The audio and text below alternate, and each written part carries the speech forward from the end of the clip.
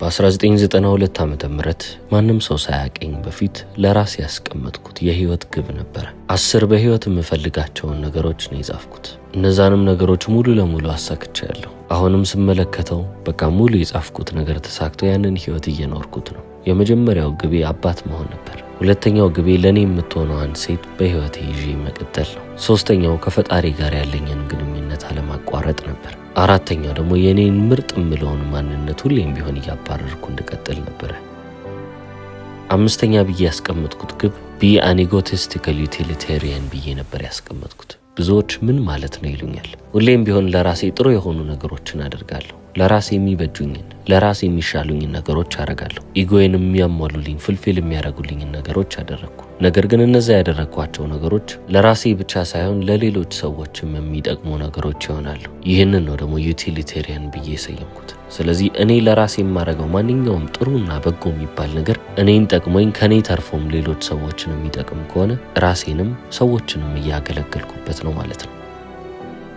እኔ ራሴን ሁሌም ቢሆን ብንከባከብ ቀና ልብ ቢኖረኝና በሐቅ እዚች ምድር ላይ እየኖርኩ በቀጥል ሙሉ ለሙሉ የሚያስደስተኝን ነገሮች ባደርግ እነዛ ነገሮች እንዳለ ኤነርጂ ናቸው። ስለዚህ ይሄ ኤነርጂ ወደ ሌሎች ሰዎች እየተጋባ ይመጣል። እነሱንም የበለጠ የተሻለ እያደረጋቸው ይሄዳል ማለት ነው። ስለዚህ እኔ ሁልጊዜ ራሴን ምርጥ ለማድረግ እየሞከርኩ እየጣርኩ ያለው ሰው ነኝ። እኔ ራሴን እንደዛ ለማድረግ ስሞክር ሌሎችም ይጠቀማሉ። የኔም ደስታ የሌሎችን ደስታ ሲጨምር እመለከታለሁ። ቢይንግ አን ኢጎቲስቲካል ዩቲሊቴሪያን ስል ይህንን ማለቴ ነው። ስድስተኛ ብዬ ያስቀመጥኩት ግብ ቴኪንግ ሞር ሪስክስ ነው። በህይወት ብዙ ሰዎች ፈርተው የሚተዉትን ነገር እኔ ፈርቼ መተው አልፈልግም። መሞከር ያለብኝ ነገር ግን አስጊ የሚመስሉ ነገሮችን እሞክራለሁ። ያ ነገር ቢዝነስ መክፈትም ቢሆን ቢዝነስ መክፈት ነው፣ ወይንም ደግሞ ከኔ ከኮምፎርት ዞኔ ከምቾት ክልል የሚያወጣኝን ነገር ማድረግ ቢሆንም ያንን ማድረግ ነው። የዚህ ሁሉ ነገር ዓላማ ምንድን ነው ካላችሁ፣ ህይወቴን ስመለከተው በኋላ ይህንን ነገር ማድረግ ነበረብኝ ብዬ መቆጨትን አልፈልግም። ስለዚህ እያንዳንዱን እድል ለመጠቀም ዝግጁ ነኝ የምፈልገው ከሆነ። ሰባተኛ ብዬ ያስቀመጥኩት ግብ ከእናቴ ጋር ቅርብ መሆን ነው። ከእናቴ ጋር ብቻ ሳይሆን ከቤተሰቦቼም ጋር። በህይወት ከእነሱ ጋር እየተለያየው መቀጠልን አልፈልግም። ስለዚህ ሁሌም ቢሆን ከነሱ ጋር ቅርብ ከሆንኩ፣ ሁሌም ቢሆን አንድ ላይ የሆነን መንቀጠል ከሆነ ህይወቱ ትሆናለች። ስምንተኛ ብዬ ያስቀመጥኩት ነገር የመጀመሪያው ማቴሪያሊስቲክ የሚባል ወይንም ደግሞ ቁሳዊ ዓለማዊ የሚባል ነገር ሊሆን ይችላል። ይህም ግቤ ኦስካር ማሸነፍ ነበረ። የዓለማችን ቤስት አክተር በሚል ዘርፍ ኦስካር ማሸነፍ ብዬ ጽፌ አስቀምጬ ነበር። ስምንተኛው ግቤ ነው። ይህንንም የጻፍኩት በ1992 ዓመተ ምህረት ነው። ያሳካሁትም ደግሞ እንደ ፈረንጆቹ አቆጣጠር በ2014 ዓመተ ምህረት ነበረ። በመጨረሻም ይህ ግቤ ሲሳካ እዛ መድረክ ላይ ቆሜ የተናገርኩት አንድ ንግግር አለ። እንዲህ አልኳቸው፣ በህይወቴ በየቀኑ የምፈልጋቸው 3 ነገሮች አሉ። አንደኛው ቀና ብዬ የምመለከተው ነገር ያስፈልገኛል አልኩ። ሁለተኛው ደግሞ ወደፊት ብዬ የማስበው ነገር፣ ወደፊት ይመጣል ብዬ የምጠብቀው ነገር ያስፈልገኛል አልኩ። ሶስተኛው ደግሞ የማባረረው ሰው መኖር አለበት አልኩ። ታዲያ አሁን ይህንን ስል ፈጣሪን በመጀመሪያ ማመስገን እፈልጋለሁ። ምክንያቱም ቀና ብዬ የምመለከተው እሱ ነው። በህይወቴ ውስጥ በየቀኑ ያስፈልገኛል ከምላቸው ነገሮች ውስጥ አንደኛውም እሱ ነው። ቀና ብዬ የምመለከተው ፈጣሪ ነው። እዚህ ያደረሰኝ እሱ ነው። ለእኔ ክብርን ሞገስን ያጎናጸፈኝ ትልቅ የሚባለውንም እድል በህይወቴ እንዳረግ ያደረገኝ እሱ ነው። አንድ የተማርከው ነገር ምንድን ነው ካላችሁኝ፣ ሁሌም ቢሆን ባመሰገናችሁ ቁጥር ምስጋናችሁ ተመልሰው በህይወታችሁ ውስጥ የሚባዛላችሁ ነገር ይሆናል፣ ይመለስላችኋል። ይህንንም ነገር በህይወቴ ተመልክቼዋለሁ። ልክ ቻርሊ ሎውተን እንደተናገረው ነው። በህይወታችሁ ውስጥ ፈጣሪ ካላችሁ ጓደኛ ያላችሁ ማለት ነው። ያ ጓደኛችሁም ራሳችሁ ናችሁ ይላል። በሁለተኛ ደረጃ ቤተሰቦቼን ማመስገን እፈልጋለሁ። ሁሌም ቢሆን ወደፊት የምመለከተው እነሱን ነው። ቀና ብዬ የምመለከተው ፈጣሪ ነው። ወደፊት ደግሞ ሁሌም ላያቸው የምፈልጋቸው ቤተሰቦቼን ይሆናል። አባቴ አሁን በህይወት አብሮኝ ባይኖርም እርግጠኛ ነኝ ከላይ ሆኖ ይህንን ጊዜ ቁምጣውን ለብሶ እየተመለከተኝ ነው። በጣም ደስተኛም ይሆናል ብዬ አምናለሁ። ምክንያቱም ወንድ መሆን ምን ማለት እንደሆነ ያስተማረኝ እሱ ነው።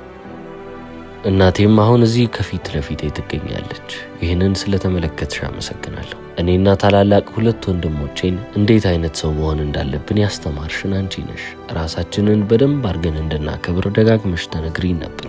ራሳችንን በማክበር ውስጥም ደግሞ ሌሎች ሰዎችን ከማክበር ውጪ ምንም አማራጭ እንደሌለንም አስተምረሽናል። ለዚህም ደግሞ በህይወቴ ዘመን ሁሉ አንቺን ሳመሰግንና አንቺን ሁሌም ስመለከት ውላለሁ። ባለቤቴ ካሜላንም እጅግ አድርጌ ላመሰግን እፈልጋለሁ። ልጆቼን ሊቫይና ፒተንም ልክ እንደዛው። ሚስተር ስቶንንም ሁሌም ቢሆን ላመሰግነው እፈልጋለሁ። ምክንያቱም በየቀኑ በህይወቴ ውስጥ ድፍረትን እንዳገኝ ቀና ብዬ እንድራመድ ሁሌም ቢሆን የሚያነሳሳኝ እሱ ነው። እነዚህን 4 ሰዎች ሁሌም ቢሆን ለማኩራት ዝግጁ ነኝ። በህይወቴ ውስጥም በእኔ እንዲኮሩ የምፈልጋቸው ሰዎች እነሱ ብቻ ናቸው። እነዚህ 4 ሰዎች በህይወቴ በእኔም በአጠቃላይ ደስተኛ ከሆኑና ከኮሩ ለእኔ ያ ከበቂ በላይ ነው። ወደ 3ኛው ነጥቤ ደግሞ ልለፍ። ሁሌም በሆን ማባረረው ሰው ያስፈልገኛል ብያቸዋለሁ። ያ ማባረረው ሰው የኔ ጀግና ነው፣ ማይ ሂሮ። የ15 ዓመት ልጅ እያለሁ ለእኔ በጣም ቅርብ የሆነች አንድ ሴት ትመጣና የህይወት ጀግና ማን ነው? ማንን ነው የምትመለከተው? ትለኛለች። እኔ ምን ያላቅም እስቲ ጥቂት ሳምንታቶችን ስጭኝ ያልኳት። ከጥቂት ሳምንታቶችን በኋላ ተመልሳ ያንን ጥያቄ ጠየቀች። አሁን አወቅኩት አልኳት። የኔ ጀግና እኔ ከ10 ዓመት በኋላ መሆነው ሰው ነው አልኳት። እሺ ያለች። 10 ዓመትም ደረሰ። የ25 ዓመት ወጣትም እያለሁ ይቺው ሴት ተመልሳ ያንን ጥያቄ ጠየቀች። ከዛሬ 10 ዓመት በፊት እንደዚህ ብለኸኝ ነበር። አሁን ታዲያ የራስህ የህይወትህ ጀግና ነህ ወይ አለችኝ። አይ አይደለም ጀግና ልሆን ገና እንኳን አልተጠጋሁትም አልኳት። እንዴ ምን ነው ብላ እሷም ጠየቀችኝ። የኔ ሂሮ የኔ የህይወቴ ጀግና የ35 ዓመቱ ማቲው መኮናሄ ነው። የ35 ዓመቱ እኔ ነኝ አልኳት።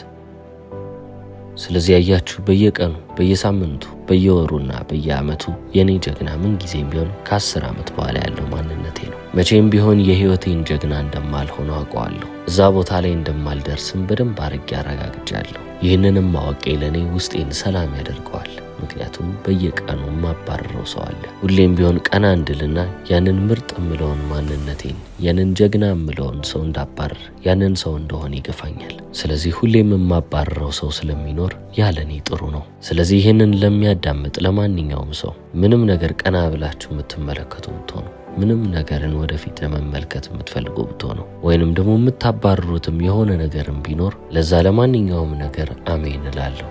ለዛ ለማንኛውም ነገር ይሁን ይሁን ይሁን ነው ምለው። እንዲህ ያላችሁ ኑሩ እላለሁ። ለእናንተ ምለው ነገር ይሄ ነው ብዬ አመሰግናለሁ ብዬ ከዛ መድረክ ላይ ወረድኩ። እንግዲህ በ1992 ዓ.ም ዊኒንግ አን ኦስካር ወይንም ኦስካር ማሸነፍ ብዬ ያስቀመጥኩትን ግብ በደንብ አድርጌ ያሳካሁት ማለት ነው። 8ኛው ግብ በዚህ መንገድ ተጠናቀቀ። 9ኛው ግቤስ ምንድነው ካላችሁ ሉክ ባክ ኤንድ ኢንጆይ ዘ ቪው ብዬ ነበር ያስቀመጥኩት። ወደ ኋላ ዞር ብለህ ህይወትህን ተመልከትና ያለፍክበትን መንገድ እንዳለ እየተመለከትክ ተደሰት፣ ኢንጆይ አድርግ ብዬ ነበር ያልኩት። 9ኛውንም ደግሞ እያደረግኩ ነው። ሁሌም ቢሆን ወደ ኋላ መለስ ስላለሁ የመጣሁበትን መንገድ አየዋለሁ። በዛ ላይም ደግሞ ውበቱ ግልጽ ነው። ያለፍኩበት ችግር፣ የመጣሁበት መንገድ፣ እያንዳንዱ የመጣሁበት መንገድ ለምን እንደመጣሁበት አሁንም ግልጽ ስለሚሆንልኝ ሁሉንም ነገር እየተመለከትኩ ቪውን ወይንም የምመለከተውን ምስል እያጣጣምኩ ነው። 10ኛ ብዬ ያስቀመጥኩት ግቤ ጀስት ኪፕ ሊቪንግ ይሰኛል። መኖርህን ቀጥል ነው የሚለው። ምክንያቱም የመጀመሪያውን 9 ግብ አሳክቻለሁ። የመጀመሪያውን 9 ግብ ካሳካው ደግሞ በቃ ሌላ ምን እፈልጋለሁ? እንደ ማንኛውም ሰው መኖርን እመርጣለሁ። በቃ እዚች ምድር ላይ ማድረግ ያለብኝን ነገር እያደረግኩ በህይወቴ የምማራቸውን አዳዲስ ነገሮች እየተማርኩ ራሴን ሁሌም ቢሆን እንደ አዲስ እያደስኩ መቀጠል ነው ያለብኝ። 10 የህይወት ግቦቼ እነዚህን ይመስላሉ። በ1992 ዓ.ም የጻፍኳቸው ናቸው። ሁሉም ተሳክተውልኛል። አሁን ታዲያ በመንገዴ ላይ ብዙ የተማርኳቸው ያየኋቸው፣ ሳልፍም ደግሞ የሰማኋቸው ነገሮች አሉ። እነሱንም ለእናንተ አጋራቸዋለሁ። እነዚህ ነገሮች የኔ አይደሉም፣ የኔ ብዬ የሚይዛቸው ነገሮችም አይደሉም። በውስጤ ግን ትንሽም ቢሆን እውነታ የጫሩልኝ ነገሮች ናቸው። ስለዚህ እናንተም የምትጠቀሙበት ከሆነ ምናልባት ከጠቀማችሁ ብዬ ነው። አሁን ትዝ ይለኛል የሆነ ጊዜ በደቡብ ኒው ኦርሊንስ አካባቢ ውስጥ ነበርኩና እዛ አካባቢ አለ የተባለ የሆነ የቮዱ ሾፕ አለ። ህይወታችሁን የሚቀይሩላችሁን ነገሮች የምትገዙበት ቦታ ነው። በተለምዶ ማጂክ ፖርሽን ተብለው የሚጠሩ ነገሮች ናቸው። ለምሳሌ ህይወታችሁን በተአምራዊ መንገድ የሚለውጡላችሁ ነገሮች ናቸው። እነዚህን ግዟቸው ይባሉ የለ። ግማሹ ለጤናው ብሎ እዛ ይሄዳል። ሱቅ ውስጥም ስገባ በዚህ በእንጨት የተከፋፈሉ ብዙ መደርደሪያዎችን ተመለከትኩ። እያንዳንዱ ኮላምን እያንዳንዱ ረድፍ የራሱ የሆነ ርዕስ ከላይ ተጽፎበታል። ስለዚህ ለምሳሌ ልጅ መውለድ እምቢ ያላቸው ሰዎች ይህንን ውሰዱ ተብሎ የሚሰጣቸው የሆነ ነገር አለ። ጤናንም የሚፈልግ ሰው የተቀመጠለት ነገር አለ። ኤነርጂ የሚፈልግም ልክ እንደዛው፣ ፎርጊቭነስ ወይንም ደግሞ ይቅር ማለትንም የሚፈልግ ልክ እንደዛው የራሱ የሆነ ቦታ አለው። ገንዘብንም ለሚፈልግ የራሱ የሆነ ቦታ ተቀምጦለታል። ታዲያ እዚህ ቮዱ ሾፕ ውስጥ ዞር ዞር ስል የትኛው ኮለምን የትኛው ረድፍ ባዶ የሆነ ይመስላችኋል? ገንዘብ በህይወቱ የሚፈልግ ሰው እነዚህን ነገሮች ይጠቀም የተባለበት መደዳ ሙሉ ለሙሉ ባዶ ነው ማለት ይቻላል። ሁሉም ሰው ያንን እየገዛ እየሄደ ነው። ስለዚህ እንመን እስቲ እዚህች ምድር ላይ አንድ የነገሰ ነገር ቢኖር ገንዘብ ነው። ዓለማችንን እንድትሰራ በትክክል ፋንክሽን እንድታደርግ የሚያደርጋት ነገርም ገንዘብ ሆኗል። ይህንን ገንዘብ የበለጠ እየያዛችሁ በሄዳችሁ ቁጥር የበለጠ ስኬታማ እየተባላችሁ ትመጣላችሁ። በቃ አሰራሩ ሙሉ ለሙሉ እንደዛ ሆኗል ማለት ይቻላል። ምክንያቱም ሁሉም ካልቸር ብለን እንኳን የምናስበው ባህል ብለን የምናስበው ነገር እንኳን በገንዘብ ዙሪያ ላይ እያጠነጠነ መጥቷል። ሁሉም ነገር ፋይናንሻላይዝድ ከተደረገ ደግሞ ሁሌም ቢሆን ሀሳባችን ላይ ያለው ገንዘብ ነው ማለት ነው። ትህትና የምትባለዋን ቃል እየረሳናት መጥተናል። ብዙ ቫሊዩ የምናረጋቸው ወይንም ቦታ የምንሰጣቸው ዋጋ የምንሰጣቸው ነገሮች እየተረሱ ነው። አሁን የምንኖርበት ዓለም ቶሎ ሀብታም ሆኖ በዚህ መንገድ ቶሎ ልትታወቁ ትችላላችሁ የሚሉትን ይመሳሰላሉ። ስለዚህ አሁን ትክክለኛውን ጥያቄ መጠየቅ ይገባናል። ስኬት ማለት ምን ማለት ነው? ይህም ደግሞ አንድ ጄነራል የሆነ ጠቅለል አድርገን የምንጠይቀው ጥያቄ አይደለም። ሁላችንም የተለያየ መልስ ስለምንሰጥ ለእያንዳንዳችን ስኬት ማለት ምን ማለት እንደሆነ ልናቅና ልንረዳ ይገባል ማለት ነው። ስለዚህ ገንዘብን የምትፈልጉ ከሆነ ወይንም ስኬትን በገንዘብ የምትለኩ ከሆነ ይቻላል። እኔ ምንም ከገንዘብ ጋር ጸብ የለኝም። ጤናማ ቤተሰብም እፈልጋለሁ ካላችሁ ያለ እናንተ ስኬትም ከተባለ ይሁን። ደስተኛ ትዳርም ብላችሁ የእናንተን የህይወታችሁን ደስታ እሱ ላይ ካረጋችሁ፣ የህይወታችሁን ስኬት እዛ ላይ ካረጋችሁ ደስ ይበላችሁ። እኔም ለእናንተ ደስ ይለኛል። ብቻ ግን አንድ ነገርን እንድታውቁ ፈልጋለሁ። ሁሌም ቢሆን ራሳችሁን ይህንን ጥያቄ ጠይቁ። እኔ ምንድነው መሆን ፈልገው? ስኬት ማለት ለእኔ ምን ማለት ነው እያላችሁ ራሳችሁን ደጋግማችሁ መጠየቅ አለባችሁ። ምክንያቱም መልሶቻችሁ መለዋወጣቸው አይቀርም። እድሜያችሁ ከፍ ባለ ቁጥርና እናንተም በበሰላችሁ ቁጥር የምትመልሱት መልስ እየተለያየ ይመጣል። ያ ምንም ችግር የለውም። ለራሳችሁ ግን አንድ ውለታ ዋሉለት። መልሳችሁ ምንም ይሁን ምን ከነፍሳችሁ ጋር የሚጋጭን ነገር በፍጹም አትምረጡ። ምርጫዎቻችሁ ከቫሊዋችሁ ወይንም ዋጋ ከምትሰጧቸው ነገሮች ጋር፣ ከእሴቶቻችሁ ጋር፣ ከውስጣዊ ሰላማችሁ ጋር፣ በተጨማሪም ደግሞ ከእናንተ ማንነት ጋር የሚጋጭ ነገር መሆን የለበትም። ሁሌም ቢሆን ቅድሚያ የምትሰጡት ነገር እናንተ የሆናችሁትን ነገር ነው። ስለዚህ ለሆናችሁት ሰው ታማኝ ትሆናላችሁ። መሆን ለምትፈልጉትም ሰው ሁሌም ቢሆን ታማኝ ትሆናላችሁ። አሁን ላላችሁትና ወደፊት ለምትሆኑት ሰው ታማኝ ከሆናችሁ በኋላ ምንም ከእናንተ ማንነት ጋር የማይጋጭን ነገር ለመምረጥ ሞክሩ እንጂ ካራክተራችሁን የሚበክል ነገር በህይወታችሁ ውስጥ መግባት የለበትም። ይህ ማለት በህይወት መሞከር ያለባችሁ ነገር አትሞክሩ እያልኩ አይደለም። ቢ ብሬቭ፣ የበለጠ ጀግና እየሆናችሁ የበለጠ ደፋር እየሆናችሁ ሂዱ። ነገር ግን ሁሌም ቢሆን ይህንን ጥያቄ መጠየቅ አለባችሁ። የዚህን ጥያቄ መልስ ማግኘት አለባችሁ። አለበለዚያ ዝም ብላችሁ ክብ እየዞራችሁ ተራራ እወጣለሁ ካላችሁ ውጡ። ነገር ግን ተራራችሁን መምረጥም ደግሞ አለባችሁ። የትኛውን ተራራ ነው ለመውጣት ያሰባችሁት? የትኛው ነው ለህይወታችሁ የሚበጀው? አንተስ ማቲው መካነሄ ለአንተ ስኬት ማለት ምን ማለት ነው ካላችሁ፣ ስኬትን እኔ በ5 መንገድ እከፍለዋለሁ። ለእኔ ቅድሚያ የምሰጠው ጥሩ አባት መሆን ነው። ሁለተኛው ነገር እስካላችሁ ጥሩ ባለቤት መሆን ነው። ሶስተኛው ካላችሁ ጤንነት ስላችሁ የአእምሮም የሰውነትም የነፍስም። በአራተኛ ደረጃ ክሪር ሙያዬም ደግሞ ቅድሚያ ሊሰጠው ይገባል። በአምስተኛ ደረጃ ጓደኝነት ወይንም ፍሬንድሺፕን አስቀምጣለሁ። እነዚህ 5 ነገሮች አንድ ላይ ሲጠራቀሙ ጥሩ መንገድም ላይ ከሆኑ ለእኔ እነዚህ ስኬትን የሚሰጡኝ ነገሮች ናቸው።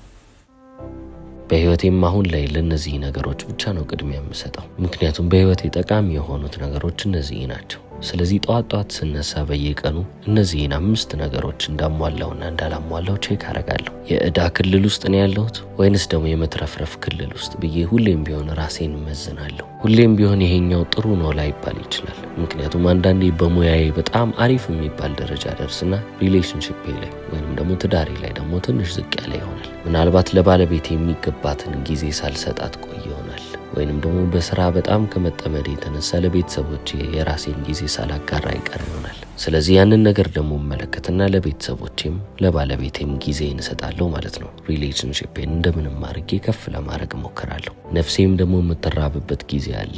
ያንን መንፈሳዊ ህይወቴን ማስተካከል ያለብኝም ጊዜ ይመጣል። ጓደኝነትን ደግሞ ስመለከት ከጓደኞቼ ጋር ያለኝ ግንኙነት በጣም አሪፍ ነው። ስለዚህ ያንሰራራ የስፒሪቹዋል ህይወቴ የመንፈሳዊ ህይወቴ ደግሞ እየወረደ ከመጣ ጥሩ አይደለም። አሁንም ያንን ባላንስ ለመፈለግ እሞክራለሁ ማለት ነው። ከጓደኞቼ ጋር ያለኝ ጥሩ ግንኙነት እንዳለ ሆኖ የመንፈሳዊ ህይወቴንም ደግሞ ከፍ ለማድረግና ልክ እንደ ጓደኝነት ሁሉ ጥሩ ደረጃ ላይ እንዲቀመጥልኝ ለማድረግ እሞክራለሁ።